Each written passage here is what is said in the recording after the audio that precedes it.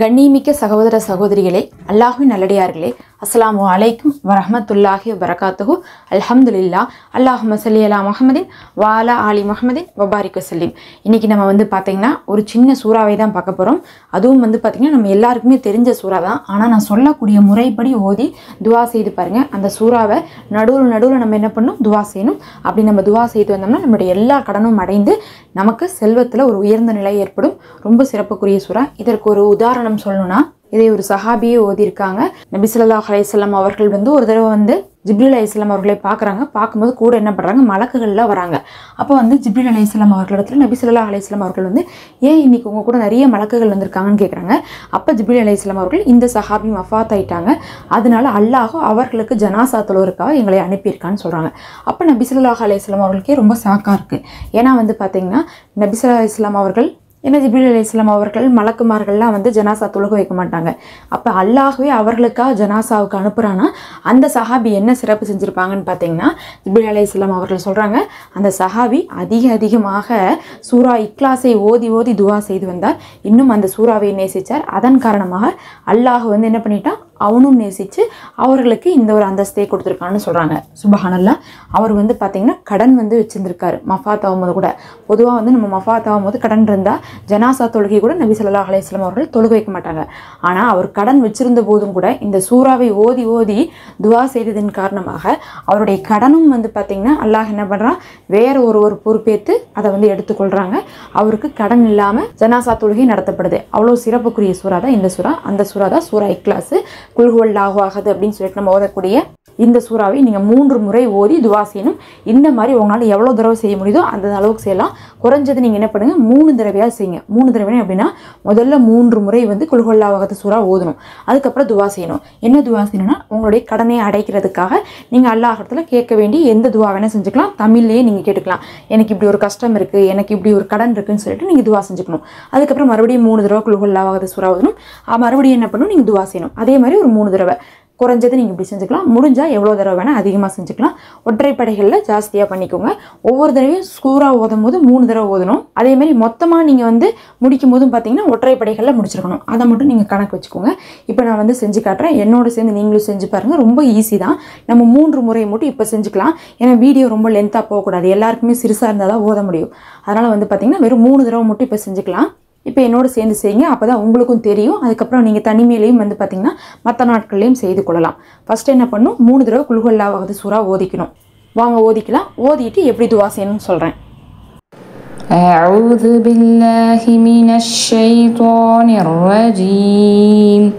بسم الله الرحمن الرحيم. قل هو الله أحد الله الصمد لم يلد ولم يولد ولم يكن له كفوا أحد. قل هو الله أحد الله الصمد لم يلد ولم يولد ولم يكن له كفوا أحد. قل هو الله أحد الله الصمد لم يلد ولم يولد ولم يكن له كفوا أحد. யா அல்லாஹ், நாங்கள் கடனில் ரொம்ப சிரமப்பட்டு கொண்டிருக்கிறோம். உன்னுடைய கிருபையை கொண்டு எங்களுடைய கடன்களை அடைத்து தருவாயாக. இன்னும் எங்களுக்கு மென்மேலும் கடன் வராமல் இருக்க உன் ரஹ்மத்தை கொண்டு எங்களுக்கு செல்வத்தை ஏற்படுத்தி தருவாயாக ரஹ்மானே. யா அல்லாஹ், எங்களுக்கு இருக்கக்கூடிய வருமானம் எங்களுக்கு போதுமானதாக இல்லாததின் காரணமாகவே நாங்கள் கடன்கள் வாங்கக்கூடிய நிலைமைக்கு தள்ளப்பட்டு விடுகிறோம். யா அல்லாஹ், எங்களுக்கு கை நிரப்பமான வருமானத்தை தருவாயாக. யா அல்லாஹ், இன்னும் எங்களுடைய தொழிலையும் எங்களுடைய வீட்லேயும் எங்களுடைய வருமானத்திலையும் போதும் என்ற அளவுக்கு உன்னுடைய அபிவிருத்தியை நிரப்பி வைப்பாயாக. யா அல்லாஹ், நான் பட்டிருக்கக்கூடிய இந்த கடனை அடைக்கக்கூடிய ஒரு மார்க்கத்தை எங்களுக்கு காட்டி தருவாயாக ரஹ்மானே. ஆமீன். இப்படி ஒரு தடவை துவா செஞ்சுக்கணும். நீங்கள் என்ன வேணால் துவா செஞ்சுக்கலாம். கடன் அடைக்கிறதுக்காக கேட்டுக்கணும். உங்களுடைய கடன் கஷ்டம் என்னமோ அதை சொல்லி கேட்டுக்கணும். இப்போ ஒரு தடவை செஞ்சிட்டோம்னா இதே மாதிரி பார்த்தீங்கன்னா இன்னும் 2 தடவை செய்யணும். அப்போ துவால கேட்கும் போது என்ன பண்ணணும்னா, இன்னும் வெவ்வேறு வழிகளை கொண்டு நம்ம துவா கேட்டுக்கலாம். ஒன்றுமே திருப்பி கேட்காம. இப்போ வாங்க நம்ம 2வது தடவையும் குல் ஹுவல்லாஹு அஹத் சூறாவை 3 தடவை ஓதிக்கணும். ஓதிட்டு நம்ம துவா செய்யலாம்.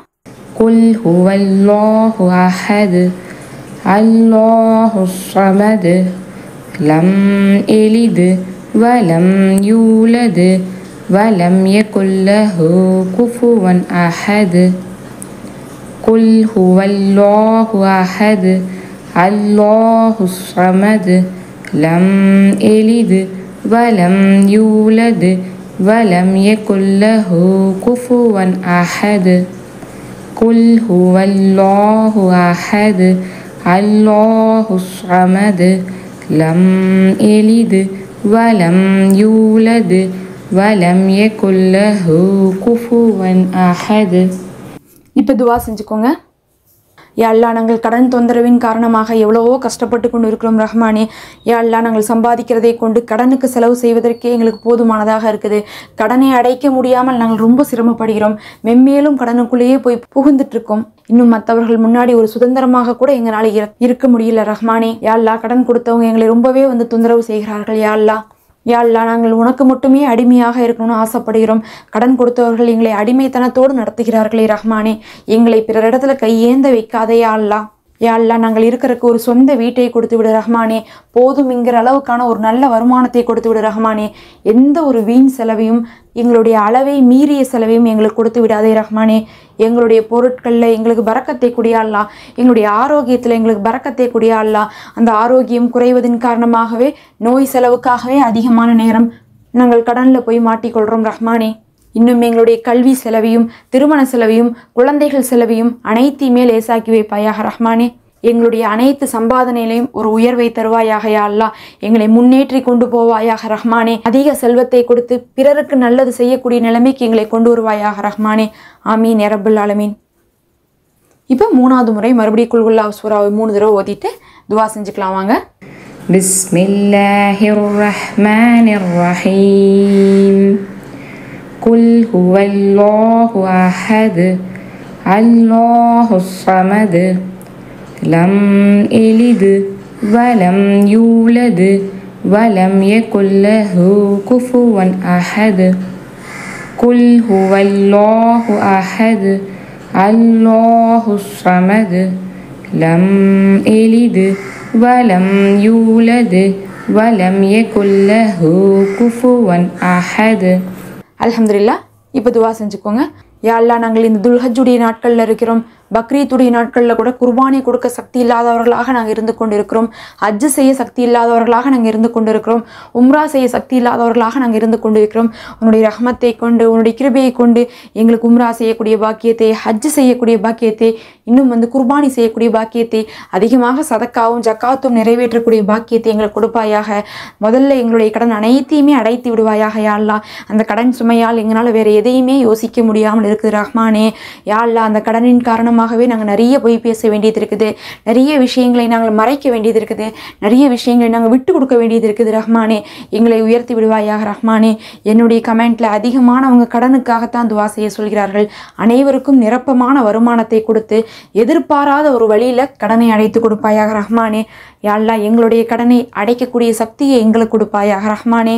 இந்த துல்ஹஜ்ஜுடைய சிறப்பால் எங்களுடைய கடன்கள் அனைத்தையும் அடைத்து கொடுத்து கடனற்றவர்களாக எங்களை சுதந்திரமாக வாழ வைப்பாயாக ரஹ்மானே. ஆமீன் யா ரப்பல் ஆலமீன்.